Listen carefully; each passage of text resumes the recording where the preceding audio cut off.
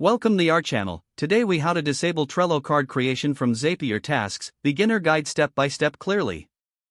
To disable Trello card creation from Zapier tasks, start by logging into your Zapier account. Once logged in, navigate to the Zaps section on the left sidebar. Select the Zap that you're currently using for creating Trello cards. Click on the name of the Zap to open its settings. Locate the step that creates a Trello card in the workflow. Click on that step to view its details. Find the option labeled Turn Off or Delete this step. If you choose to turn off the step, a prompt will appear confirming your action. Confirm that you want to disable the Trello card creation. If you opt to delete the step, click on the trash can icon and confirm deletion. After making your changes, ensure you save your Zap. Look for the Turn On button at the top to activate any changes made. Finally, test your Zap to ensure that Trello card creation is no longer happening. You have successfully disabled Trello card creation from Zapier tasks. If the page does not load, refresh the browser or try again in a private or incognito window.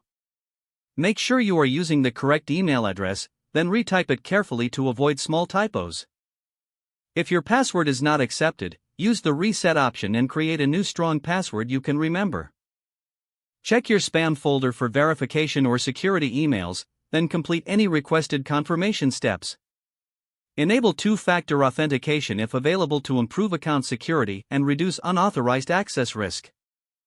After signing in, review your profile details so your contact information and settings are accurate and current.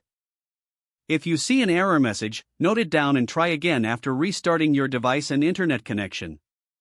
Log out when you finish, especially on shared devices, to keep your account and payment information secure. If the page does not load, refresh the browser or try again in a private or incognito window. Make sure you are using the correct email address, then retype it carefully to avoid small typos. If your password is not accepted, use the reset option and create a new strong password you can remember. Check your spam folder for verification or security emails, then complete any requested confirmation steps.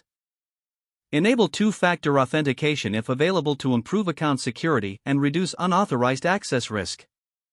After signing in, review your profile details so your contact information and settings are accurate and current. If you see an error message, note it down and try again after restarting your device and internet connection.